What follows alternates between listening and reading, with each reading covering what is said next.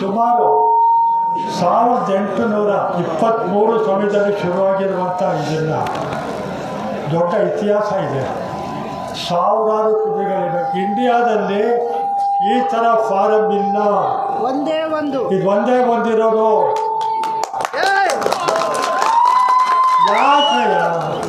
ಯಾಕ್ರಯ್ಯ DKC ಮತ್ತು ಸಿದ್ದರಾಮಯ್ಯನವರೇ ಇದನ್ನು ಹಾಳು ಮಾಡ್ತಾರೆ? ನಿಮ್ಮ ಹತ್ರ ಇರೋ ದುಡ್ಡು ಸಾಲೋದಿಲ್ವಾ? ಇನ್ನೂ 100 ತಲೆಮಾರು ತಿಂದು ತೇಗ್ಬೋದು ಆರಾಮಾಗಿ ಕೂತ್ಕೊಂಡು. ಅಷ್ಟು ಹಣ ಸಂಪಾದನೆ ಮಾಡ್ತೀರಿ.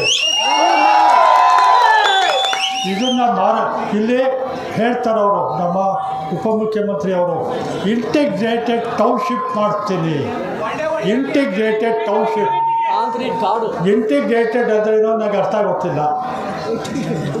ಒಂದು ಪಟ್ಟಣ ಕಟ್ತಾರಂತೆ, ಅವ್ರಿಗೆ ಬೇಕಾದ್ದು ಇತಿಹಾಸ ಅಲ್ಲ, ಇತಿಹಾಸವನ್ನು ಅಳಿಸಿ, ಇಲ್ಲ ಇತಿಹಾಸವನ್ನು ಮಾರಾಟ ಮಾಡಿ ನಿಮ್ಮ ಮೂಗಿಗೆ ತುಪ್ಪ ಸವರಿ ನುಂಗಬೇಕವರು. ನೀವು ತುಪ್ಪ ನೆಕ್ತಾ ಇರಬೇಕು, ಮೂಗಿಗೆ ಸವರಿ ಸಿಗುತ್ತೆ ಅಂತ. ಅವರೆಲ್ಲ ನುಂಗ್ಕೊಂಡು ಹೋಗ್ತಾರೆ. ಒಂದು ಇತಿಹಾಸ ಇದೆಯಪ್ಪ. ಇಂಡಿಯಾಲಿ ಈ ಥರ ಇಲ್ಲ, ಇದೇ ಮೊದಲನೇದು. ಆಯಿತು, ನೀನು ಒಂದು ಕೆಲಸ ಮಾಡು, ಇದರಲ್ಲಿ ಟೌನ್ಶಿಪ್ ಕಟ್ತೀನಿ ಅಂತೀಯಲ್ಲ, ಬೇಡ. ಕುದುರೆ ಟ್ರೈನಿಂಗು ಒಂದು ಕಡೆ ಇಟ್ಟು,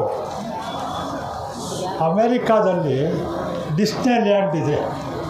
ಪ್ರಪಂಚದಲ್ಲಿ 3 ಕಡೆ ಇರೋದು ಡಿಸ್ನಿಲ್ಯಾಂಡು, ಇಂಡಿಯಾದಿಲ್ಲ. ಪಾರಂಪರಿಕ ಐತಿಹಾಸಿಕ ಒಂದು ಅಮ್ಯೂಸ್ಮೆಂಟ್ ಪಾರ್ಕ್ ಮಾಡಿದ್ವಿ. ಕನ್ನಂಬಾಡಿ ಕಟ್ಟೆ ಬೃಂದಾವನದ ಪಕ್ಕ ಜಾಗನೋ ಹೀಗೆ ಹಾಳು ಮಾಡೋಕ್ಕೆ ಕೊಟ್ಟಿದ್ರು. ಆಗಲೂ ಸ್ಟ್ರೈಕ್ ಮಾಡಿದ್ವಿ. ಅಲ್ಲೇ ಡಿಸ್ನಿಲ್ಯಾಂಡ್ ಮಾಡ್ತೀವಿ ಅಂತೇಳಿ ಸ್ಟ್ರೈಕನ್ನು ಮುಗಿಸಿದ್ರು. ನಮ್ಮದು ಮಾಡಲಿಲ್ಲ. ಮೈಸೂರು ಚಾಮುಂಡಿ ಬೆಟ್ಟದ ಸುತ್ತ ಡಿಸ್ನಿಲ್ಯಾಂಡ್ ಮಾಡಬೇಕು ಅಂತ ಹೊರಟ್ವಿ. ವೀರಪ್ಪ ಮೊಯ್ಲಿ ಅವರು ಮುಖ್ಯಮಂತ್ರಿ ಆಗಿದ್ದರು.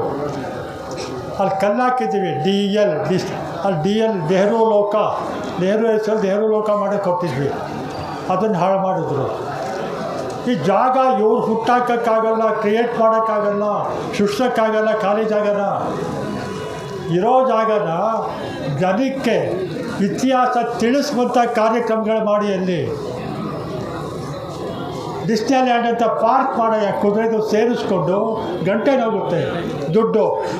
ಯಾರು ಹಣ ಕೊಡೋರು? ಫ್ಯಾಕ್ಟ್ರಿಗಳವರು.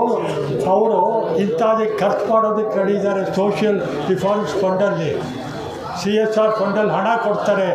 ಅದರಲ್ಲಿ ಕಮಿಷನ್ ತಿನ್ನೋಕ್ಕಾಗಲ್ಲ ಅಷ್ಟೇ. ಆದ್ದರಿಂದ ನೀವು ಇವತ್ತು ಹೋರಾಟ ಮಾಡ್ತಿದ್ದಾರೆ.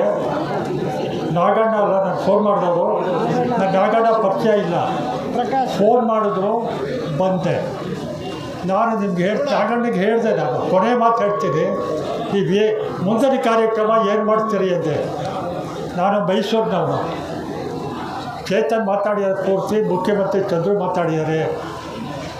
ಮುಂದಿನ ಹೆಜ್ಜೆ ನಾಗಣ್ಣವ್ರಿಗೆ ನಾನು ಹೇಳೋದು, ಮುಖ್ಯಮಂತ್ರಿಯವ್ರನ್ನೇ ಭೇಟಿ ಮಾಡಿ ಹೇಳಿ ನಾವು ಬರ್ತೀವಿ. ನಾನು ಅವ್ರ ಹತ್ರ ಮಾತಾಡ್ತೀನಿ.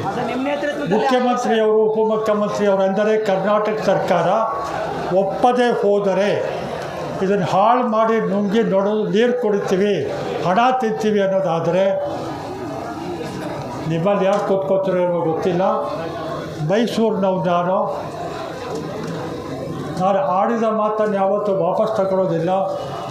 ನಿಮ್ಮ ಪರವಾಗಿ ಇಲ್ಲಿ ಇದನ್ನು ಉಳಿಸೋದಕ್ಕೋಸ್ಕರ ಅಮರನಾಥ್ ಉಪವಾಸ ಮಾಡ್ತಿದ್ದಾರೆ. ನಾನು ಸುಳ್ಳು ಹೇಳ್ತಾ ಇಲ್ಲ,